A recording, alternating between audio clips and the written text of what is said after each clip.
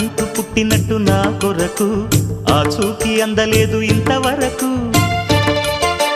వచ్చింది గాని ఈడు ఒంటి వరకు వేధించలేదు నన్ను జంట కొరకు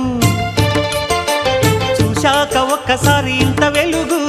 నా వంక రాను అంది కంటి కునుకు ఈ అల్లరి గారడి నీలీల అనుకోనా నీ పేరు ప్రేమ అవునా ఇవాళే నిన్ను పోల్చుకుందా